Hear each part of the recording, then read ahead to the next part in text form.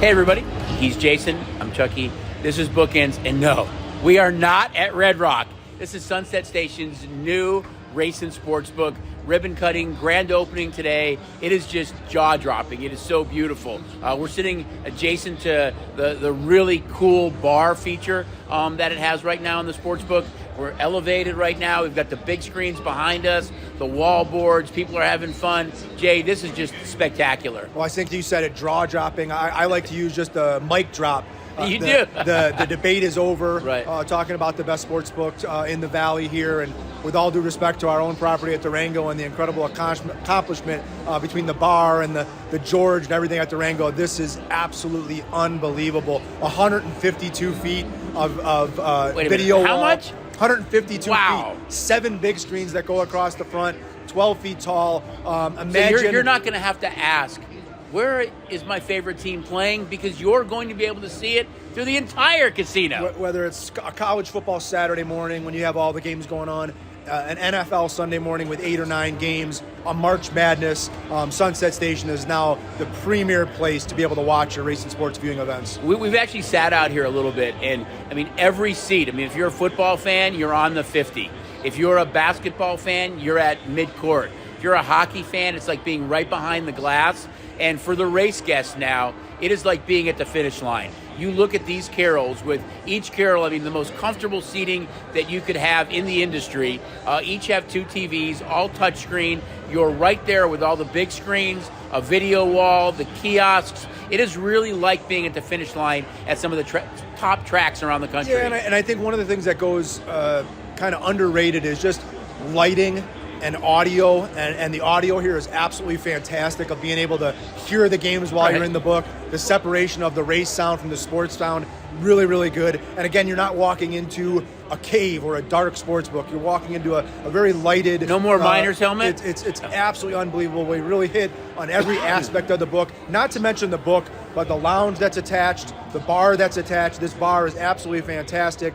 Monster screens, monster video poker, everything you could ask for. The space is exceptional, and then it just flows into the casino, which has already started to see some of the renovations and lightening up and the beautiful slots. I think the lighting, like you said, it's just so much more light and brighter and inviting, and you can see these screens from almost anywhere in the casino, and I think it becomes a destination. If it's a big UFC event, if it's a big football, basketball, hockey, horse racing, it's just a fun spot to be. And we've already heard the guests kind of comment about this is just so cool and so inviting, and I can't wait to watch games here. Yeah, and as we went through the ribbon cutting this morning, our GM Jordan talked about 27 years for Sunset Station, and so to add this type of remodel, if you haven't been out to Sunset before, or it's been quite some time since you've been out to Sunset, now is the time to make a visit and check out this beautiful racing sports book that the team has put together. Yeah, I spent about 9 or 10 years of my station's career here, and it is just phenomenal. It has a special place in my heart, and really it's all the people. It's all the guests that have come out here and were here when I was here and have come back out to kind of check out the book. But want to congratulate Jordan and Ryan, the AGM, and Cindy, of course, the book manager. You guys did a terrific job, and I think the most important thing is the team. It's the team members that work here, the way they've embraced it, their enthusiasm, their excitement. I think it'll be contagious to all the guests, and they'll love what we have to offer. Well, enjoy the views of us behind us, and let's talk a little hockey, basketball. Where do you want to go? Let's start with basketball. Okay. The Celtics didn't look like the Celtics in some of the games against the Cavs, but they put them away 4-1. There's a reason they're the favorite right now. They're dominant. They have a deep bench. They're going to be well rested. And I think everybody else is kind of chasing them down a little bit in the NBA. Yeah, and we saw what they win in Game 1. They have the little hiccup in Game 2 where the Cavs are able to beat them. Then they're able to close out the series. Obviously, a little bit of a break in the fact that Mitchell didn't play in a couple of those games for the Cavs. And they were able to kind of close things out. So now the Celtics will sit there waiting for the Knicks-Pacers series winner. Obviously, this series has been competitive with the Knicks leading 3-2 with the series coming back to Indiana. Jalen Brunson's been absolutely fantastic. Superstar. I think he's had 6 40 don't point you plus think you games. can make a case that the Pacers easily could be the team that's up 3-2 in this series? I think, we talked about it a little bit earlier in the week that they've been the more impressive team, I think, the more dominant team, but Brunson has taken that team on his shoulders, and the injuries the Knicks have had. We know Tibbs doesn't like to go deep into his bench, but he has no bench right now. So those starters are really asked to play, 30, 32, 34 minutes, and it's really been Brunson now who's just a superstar. Yeah, and we've seen a little bit of a home road swing start to happen as the Pacers have been able to kind of dominate play at home, and then we saw the Knicks go back and dominate and play there. So we'll see what the Pacers can do here in a Game 6 and see if they can find a way to push this thing to a Game 7. Going to have to, again, get excellent play from Turner and Halliburton to get there and find a way to stop Jalen Brunson, or at least push something else to see if we can get somebody else involved and not let Brunson put up another 40-point number. So let's jump to the Western Conference now. And I think this Nuggets T-Wolf series, for us, has been really good. I mean, because you've got the home teams. Right, you got the home teams that really struggled. I mean, you had the Timberwolves go into Denver and win 2 games. Then you saw Denver, I think, in plus 475, plus $5 on that series price, which we talked about. It's like, God, if you like Denver at all, if you played them before the series, now's the time to bet them, because you're never going to see a price like that again. All they had to do was win 1 game, and that was Game 3. And I think you put that doubt in Minnesota's mind. You have an opportunity maybe to win 1 more game, steal home court back, and you got them at a juicy price. Now, we know the T-Wolves are the one team that we had some liability on to win the future book. But the Nuggets at plus 450 to 5 range, I think was just too juicy for a lot of guests to pass up. Yeah, and it was coming that end of the season time when the Thunder, the Wolves, and the Nuggets were competing for that final, get the 1 spot in the West. So we were seeing a lot of that T-Wolf money, and then they were dogs to the Suns in their opening series, so they continued to see that T-Wolf money, and then they go pull the incredible, not only upset, but they kind of dominated the Nuggets in those first 2 games in Denver, and then we saw... Denver never made a run. They never were in those games. We saw Nikola Jokic say, come on, boys, let's get pick up my MVP prize, and everybody get on my back, and let's go to Minnesota. And not only Jokic, but Aaron Gordon has been absolutely fantastic. He's really been kind of the chink in the armor, or he's found the chink in the armor in the T-Wolves. He's had actually really, really big games. They were able to win Game 6 now, or Game 5 in Denver. Now they got a chance to go to Minnesota and close things out.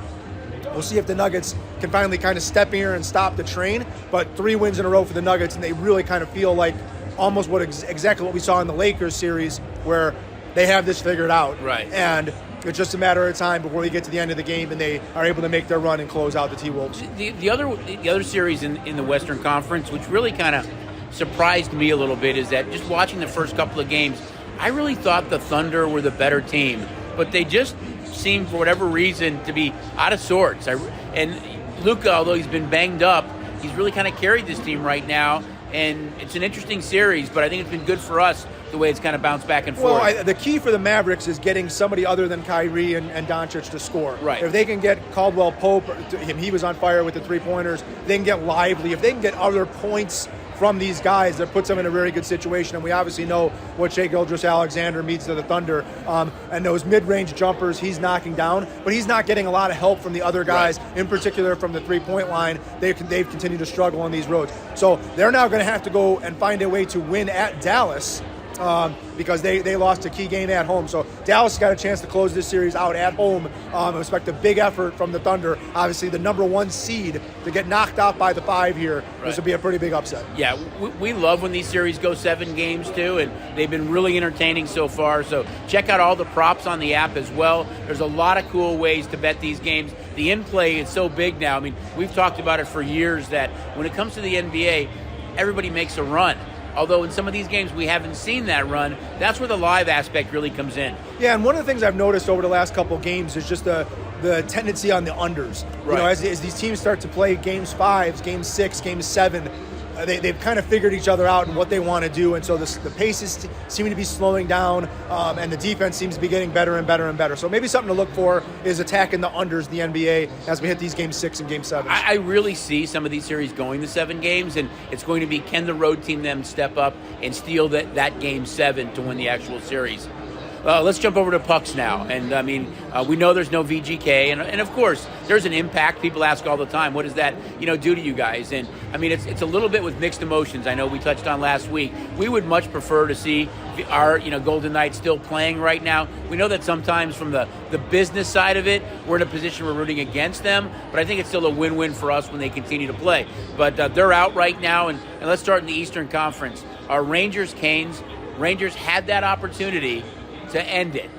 They didn't do it. They let the Canes stick around now in this series. Canes are a much different home team than on the road. Over the last 3 years, probably the best postseason team at home. We know Shesterkin has really stood on his head. He doesn't give up more than 3 goals. Only once he did that in the game they lost, that first game, 4-3. But this is an interesting series now with Carolina a chance to even it up. Yeah, and you get that back against the wall feeling of we lose a game and our season's over, and we saw the same thing in the Bruins and Panthers, and so they both were able to rebound and play the big game, be able to knock themselves out of not being eliminated and keep things kind of going. Now they both get to come home to potentially win a Game 6 and then force that Game 7, and I think that's all Carolina was kind of asking for. They did get over the hump with finally winning a game at Madison Square Garden, which has really been one of their big bugaboos. And this is going to be a tough place for the Rangers to go in and win. Absolutely, but again, they have the confidence to go do it, and again, as you start to get to Games 5, 6, and 7, and you've played these teams now 5 times in a matter of a week, it doesn't really matter the home and road, because it's the little tweaks and things you're making in the game. Are we forechecking? Are we dumping? What are we doing? And what we've seen in all these series is, can we stay off the power play? Right. And can we kill the power play? And so the Hurricanes, again, cannot put the Rangers on the power play. Panarin has been fantastic. Zibanejad's been fantastic. I don't think I can kick as high as Panarin did, but that was pretty cool when he had that game winner. Really, really good goals. But again, big spot here for Carolina to force a Game 7 back in MSG. And the same thing on the other side with Boston being able to win in Florida. Think about it, though. Last year, Boston up 3-1 in that series, lost the 3 games and to Florida, and Florida ended up playing in the Cup against VGK. This year, Florida up 3-1, lost at home. Now that series gets really interesting. Yeah, tighten up, got to go to Boston, starting to feel the vibes there. I still think Florida's playing the better hockey. They are. Despite the loss, Boston put up a good number, a big win. I think it was a 5-1 win. Florida somewhat kind of died down in that game. We know the chippiness that's going involved in this series with these guys going back and forth at each other. So look for another big effort out of Boston coming home to try and force that Game 7. And then we'll jump to the Western Conference now, where both series are tied up. And I think you look at Edmonton and Vancouver, they've each been able to win a game on the road. Not sure when Demko's going to be back or not, if he will for sure for the next game. But this is an interesting series because one of these 2 Canadian teams will move to the Western Conference Finals. The last time a Canadian team won the Stanley Cup, I think, was in 1991. It was the Montreal Canadiens, or 1993. It was 31 years ago. The Montreal Canadiens beat the LA Kings 4-1. So you're going to have one of the 2 Canadian teams in the Western Conference Final. Can Connor McDavid get to a Stanley Cup and win a Stanley Cup? Well, Vancouver's been the better team 5-on-5. Absolutely, yeah. Again, we talked about the power play and the importance of the power play, and then the Canucks can't put the Oilers on the power play. That's right. Their kryptonite, and obviously with the young goaltender in there who seems to be getting better and better with more confidence every game. But again, yeah, Vancouver's been the better team. If they can do it. And then a real shocker with Dallas, with the ability to potentially close out the Avalanche, and then they give the Avalanche a big win. And when you have the veteran leadership and you have a guy like McKinnon and Makar, you never know what's going to happen. Now you're going back to Dallas, or going back to Colorado. Going back to Colorado. Right. Dallas has been the better team on the ice. Avalanche were able to pick up the big win. We'll see if Dallas can get back to that kind of suffocating defense that they've been able to put on. They weren't able to execute that at home in the last game, but they did win 2 games in Dallas or in Colorado by able to kind of really squeezing the puck out, not giving Colorado a whole lot of shots and dominating on 5-on-5. Yeah, in both cases, Boston gets a second life, and now Colorado gets a second life. So we'll see if it comes back to haunt Florida or Dallas by having an opportunity to close the series out and not doing it. So we'll see what happens. But both the NBA and NHL have been phenomenal so far. Let's jump over to pro football. Schedule release yesterday was kind of fun, even though there was a lot of leaks. Excuse me. But, to me, the games that really jump off the page, though, is how about that first Monday night game? The Jets and Aaron Rodgers against the 49ers. I mean, this is going to be an interesting matchup because when Rodgers was with the Packers, he never played well in Northern California. We know last year he got hurt on that Monday night game. This is kind of a big matchup, I think, for both these two teams to kick off the season. Well, I think it's bigger for the Jets in the fact that who are the Jets? We expected them last year with Aaron Rodgers to be on the cusp of a playoff team and pushing to be an AFC representative. Right. And now, who are they really, and what can they do? What can Bryce Hall do? What do they look like in that receiving core? And who is Aaron Rodgers? Aaron Rodgers was already getting a little long in the tooth. Now the injury, and now he's got to come back and come back after the long layoff, and we'll see who the New York Jets are. And we're going to get to see right away in this smash mouth San Francisco, top of the NFC, Super Bowl representing NFC team right away on Monday night going after the Jets. But the game that jumps off the schedule for me is the game that we normally don't have in an NFL Week 1, where we have the Ravens and Chiefs kicking off Thursday night, and we normally get the Thursday night kickoff all the time. Right. And now we get a Friday night. Wait a minute. The boards here are so great that I can look at the entire board and look and see a Friday night what the games opening are. week. Packers at Eagles down in Sao Paulo, Brazil. So we already have our international game being thrown at us. But a Friday night game that opening week, it has me so excited because we get that Thursday. Friday's normally like a day of a lull, and now it's not a lull. We got a huge game. Then we go into a college football Saturday to an NFL Sunday. So that week is going to be absolutely fantastic. So our Raiders play at Jim Harbaugh and the Chargers Week 1, where they're a little over a field goal underdog. Week 2, they play at the Ravens and John Harbaugh. But to me, the schedule makers, they like to be funny, I think. Or in Week 1, and Russell Wilson and the Steelers against the Broncos? Really? I mean, Russ goes over there. It was a bad experience in Denver. And who do you have to play Week 1 but Sean Payton and the Denver Broncos? There's a lot of intriguing matchups. There's so many young quarterbacks in the league. We talked about 6 guys that got drafted in the first round. 5 of those guys, not including Michael Penix, unless for some reason Cousins doesn't come back fully from the injury, you're going to see maybe Bo Nix start, maybe Jaden Daniels start, J.J. McCarthy, Caleb Williams, and Drake May all have a chance to start. We know some of those guys will for sure start Week 1, which I think is going to make it really interesting going into the NFL season. And then we talk that Sunday night we get Rams at Lions, right? Rematch of the playoff game. Continue. That was a great game, but again, the Goff Stafford era. And those guys going back and forth at each other, and obviously Jared Goff signs a monster contract this year, second highest paid quarterback in the league, well deserved for what they've done with the Lions. But again, a Lions getting a Sunday night game right here to kick off a opening week, a team that we didn't get to see a lot of primetime games out of outside of Thanksgiving Day. Think about it. The Detroit Lions actually played opening Thursday night last year. They had beaten the Packers, remember, the final week of the season, and then they got the Chiefs on opening night, and they won that game.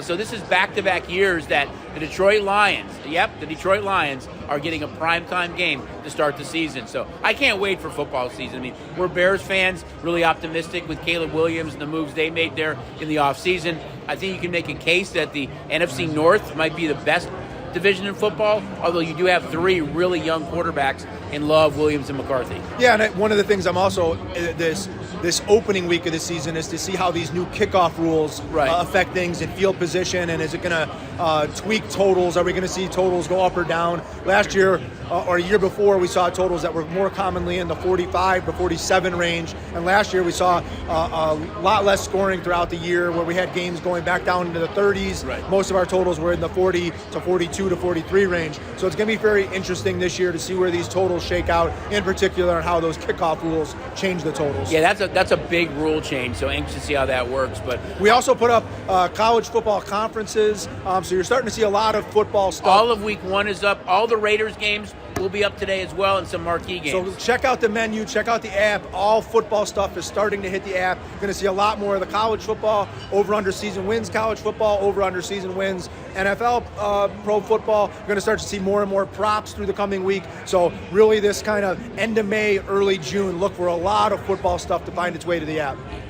We're sitting here talking, and I keep, trying to refrain myself from turning.